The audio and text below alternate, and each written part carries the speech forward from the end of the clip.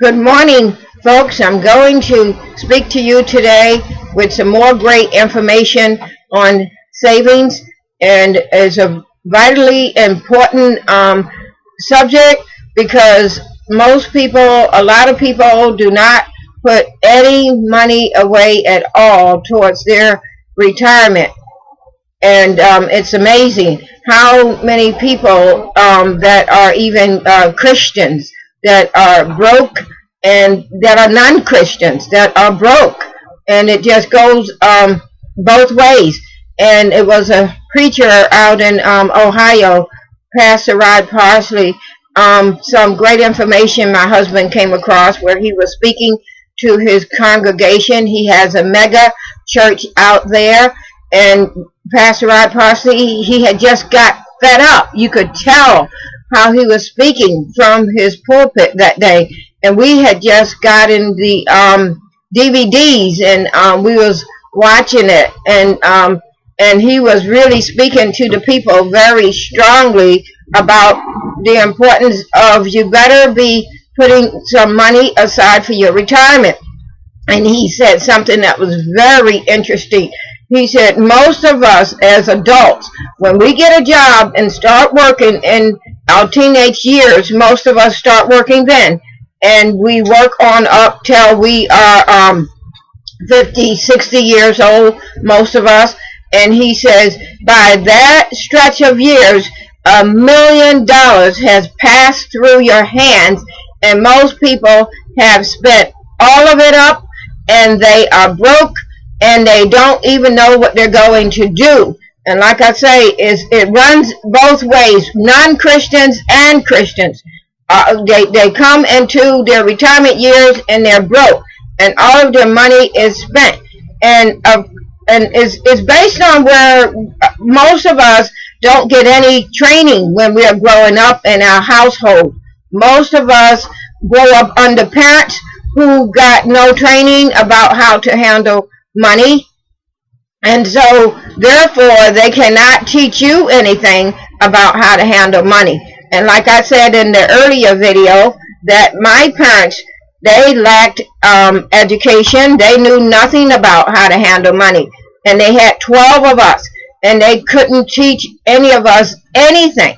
And my mother, as fast as my father would put the money in her hands, almost his whole paycheck to run the house with, every Friday he would get paid and come home and faithfully give her nearly all his paycheck. And somehow they got blessed to come into money to own their own land, though, believe it or not. By then they were owning their own land, 2 acres in Maryland, and where mom today still lives at 98 years old. But back then, he would come home and he would give mom nearly the whole paycheck because mom kept having baby after baby, and they had 12 of us, and I'm next to the youngest. And mom would take almost the money and just go shopping. She had a fetish for shopping, and she just had no control of herself. And when dad came into almost retirement age, he talked to her then and say, Estelle was my mother's first name, and called her Stella. He said, is there any money? Did you save any money? And there was nothing, absolutely nothing. And he just flipped out. He just totally lost it. And it was his fault too, but he blamed it all on mom. He put it all on her. That they never discussed, never knew to discuss with each other. Each time he get paid, are you putting any money aside? Are you setting anything aside? And he even raised hogs. He had a hog farm, my father. He would listen to the radio, and when the pork prices be up, he would take a load of hogs, and then he would get a good income tax refund because he had so many of us to claim for years.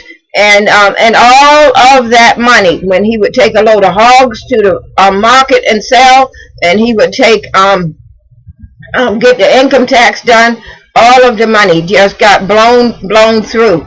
And so the way he got saved was his family had land up in New Jersey, 13 acres, and one sister, after most of them had died off, she decided, okay, there's nobody else wants to live on the land, and my father had his own place and she had her own place, so they sold off the land. And at that time it was my father and her and one of the siblings left, and they distributed, after everything was said and done, the money between the three of them. And so that's what saved my father. And also he began to get his retirement checks, and that's what saved him. But see, you don't want to have to go down that road. You want to begin right today putting money aside, and you don't want to be feeling like you got to run out and eat, you got to order pizza, and you just spend all your money. And we have a neighbor that does that. He spends up all of his money, and it's very bad when somebody do that. Now he's in need of a car, in need of a vehicle, even just a good used vehicle, and he's just scuffing around trying to figure out how he's going to get himself a vehicle, when he should have been setting money aside so that when his other vehicle played out, he could have jumped right out there and buy something for at least $700 or $800 just to get around on. So because he doesn't do any more traveling, long distance traveling, he just need a vehicle to run around town on. And that's a shame. This man is 66 years old, and he can't even do that for himself. See, you don't want to be in that position. You want to be in that position where you are willing to discipline yourself and put money aside on a regular basis. Even if you get a retirement check, if you get a paycheck every week or every 2 weeks, you want to be setting money aside.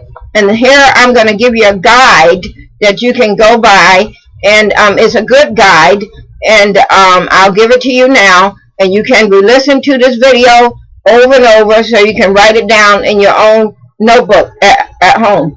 50% you should be setting aside for living expenses. It shouldn't take no more than 50% for your living expenses from your whole household income. 10% for recreation, 10% for education. Yes, education. You should be going on to Barnes and Nobles or online and finding some good educational material to purchase. 10%.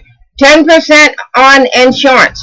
20% in savings. And I know you'll think 20%, oh my God, that's huge. Well, 20% is a good smart amount to set aside, and it will cause you to build up money quick and fast. But if you honestly cannot start with 20%, start with 10%.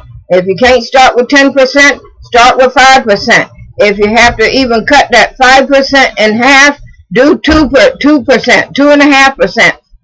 And get on your calculator on your phone and figure out what it would be from your income. And put it aside, because I'm telling you, you're going to be glad you did, and you're going to be glad you have this extra money, even if you do have some money going into retirement, but you know it is not enough. And work on raising it up to the 20% if you cannot start with 20% out the gate. Just go 10% or 5% or 2.5% and just work your way up to there. And this is my information for you folks today.